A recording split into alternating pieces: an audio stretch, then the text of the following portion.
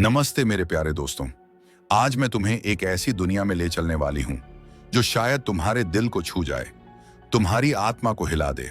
मैं Sigmund Freud की एक दीवानी शोध करता हूं, वो जो उनके हर लफ्ज में छिपे सच को खोजती है। आज मैं तुम्हें औरत के दिल और दिमाग की उन गहराइयों में ले जाऊंगी जहां शायद वो खुद भी कभी नहीं पहुंच पाती। लेकिन आगे बढ़ने से पहले एक चेतावनी, ये बातें आसान नहीं हैं, थोड़ी जटिल हैं। इसलिए आंखें बंद करो और सिर्फ सुनो। तभी तुम वो देख पाओगे जो सतह से परे है, वो सच जिसे फ्रायड ने उजागर किया और जिसे दुनिया ने छिपाने की बहुत कोशिश की। तो तैयार हो, क्योंकि ये सिर्फ तुम्हारे कानों के लिए नहीं, ये तुम्हारी आत्मा के लिए है। अब सोचो, अगर मैं कहूं कि हर वो मर्द जिसका दिल किसी औरत ने तोड़ा, जिसे धोखा मिला, जिसकी भावनाएं रौंद दी गईं, असल में उसे उस औरत ने नहीं बल्कि उसकी भीतर की अनजानी ताकतों ने तोड़ा। ऐसी ताकतें जिनके बारे में वो औरत खुद भी नहीं जानती। फ्रायड ने अपनी जिंदगी के दशकों इन ताकतों को समझने में लगाए। उन्होंने जो राज खोले इतने खतरनाक थे कि समाज ने उन्हें दबाने की कोशिश की। लेकिन उनकी चिट्ठियों और केस स्टडीज में सच्चाई दर्ज है। औरतें खुद अपनी ही मनोवैज्ञानिक शक्ति की गुलाम होती हैं। इस बातचीत के अंत तक तुम उन भ्रमों को पहचान लोगे जिन्हें औरतें अनजाने में बुनती हैं। लेकिन पहले, क्या तुम तैयार हो उस सच्चाई को सुनने के लिए जो फ्रायड ने उजागर की थी? क्या औरतें सचमुच अपनी मर्जी से चलती हैं? कल्पना करो, तुम एक समझदार, आत्मविश्वासी और साफ दिल औरत से मिलते हो। वो कहती है, मुझे वफा चाहिए, सच्चाई, इज्जत करने वाला मर्द। तुम उस पर भरोसा करते हो, अपना सब कुछ दे देते हो, दिल, वक़्त, दुनिया। और फिर एक दिन वो चली जाती है। ना कोई वजह, ना अल्फाज, सिर्फ खामोशी। फ्रायड कहते हैं, उसने नहीं छोड़ा, उसके अनजाने मन ने छोड़ा।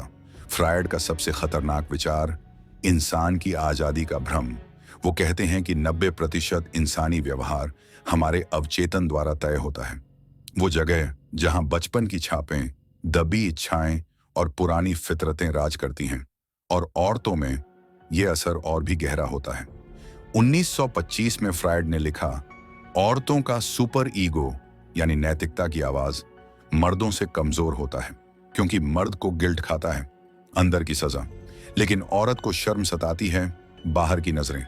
इसका मतलब उसका हर कदम सिद्धांत से नहीं बल्कि सामाजिक जंग से तय होता है। अब सुनो फ्रायड के एक केस की कहानी। एक जवान लड़की, अन्ना ओ हिस्टीरिया की शिकार, लकवा, भटकते ख्याल, मूड स्विंग्स। ब्रॉयर, फ्रायड के गुरु, ने उसे सम्मोहन से ठीक किया, उसके अंदर के दफन घावों को बाहर लाया। पर जब वह ठीक हुई, उसने ब्रॉयर पर झूठा इल्जाम लगाया कि उसने उसे गर्भवती कर दिया। फ्रायड को तब समझ आया, अन्ना की बीमारी कोई रोग नहीं थी, वो एक हथियार था, उसके अवचेतन का हथियार, जिससे वह मर्दों को कंट्रोल कर सके।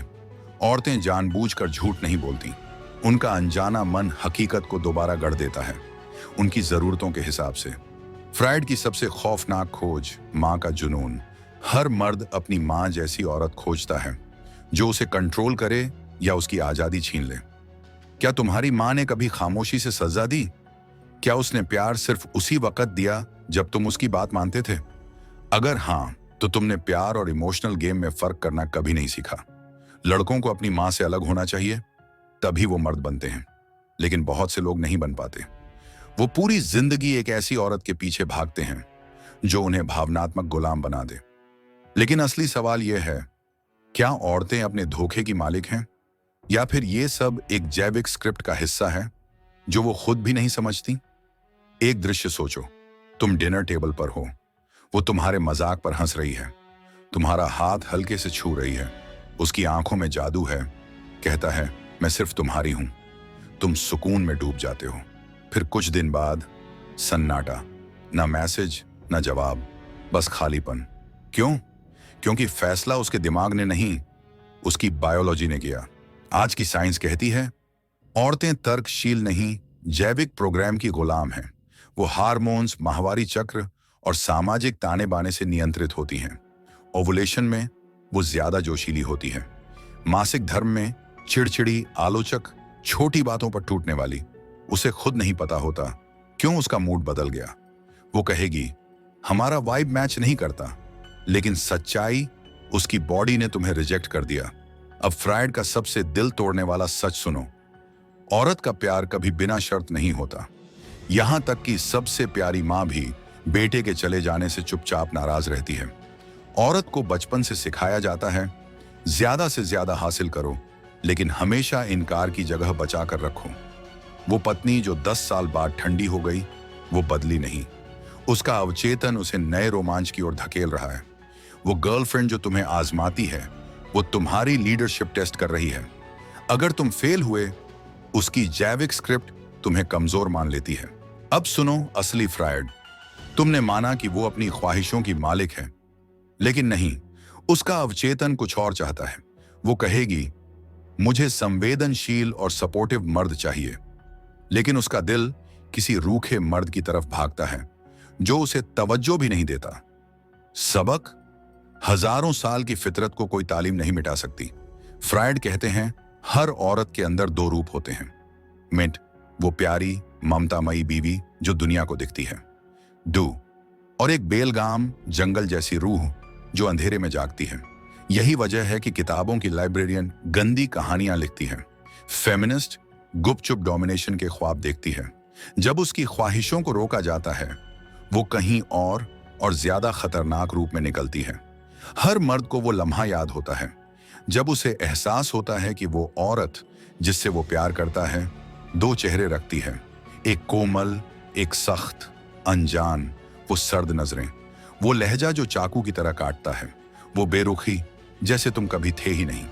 फ्रायड ने इसे अनकैनी कहा, अपनों का पराया हो जाना। लेकिन जो फ्रायड ने नहीं कहा वो यह है, औरत खुद से जंग लड़ रही है और मर्द उस जंग में जख्मी हो रहे हैं। हर औरत से 2 झूठ कहे जाते हैं। 1, तुम मर्दों के बराबर हो। 2, तुम उनसे बेहतर भी हो। ये झूठ उसके अंदर टकराव पैदा करते हैं, क्योंकि जब वो उस मर्द की ओर खींचती है जो उसे ठुकराता है, जब उसे किसी को रिजेक्ट करने में मजा आता है, तो वो खुद से नफरत करती है। अब सुनो फ्रायड का सबसे गुप्त पैगाम। तुम्हारे पास 2 रास्ते हैं। 1, अंधेरे में रहो और उस खेल का हिस्सा बनो जो तुम्हें तोड़ता है। 2, या फिर फ्रायड की असली राह पर चलो। ये औरतों को कंट्रोल करने की बात नहीं है, ये खुद को बचाने की बात है। और अंत में याद रखो, औरतें मर्दों से प्यार नहीं करती, वो उनसे होने वाली फीलिंग्स से प्यार करती हैं। फ्रायड ने कहा, जितना तुम उसे चाहोगे उतना वो तुमसे दूर होगी। वो हताशा सूंघ लेती है। इससे पहले पीछे हटो, उसे शक होने दो कि वो तुम्हें खो रही है। खामोशी उसका तोड़ है।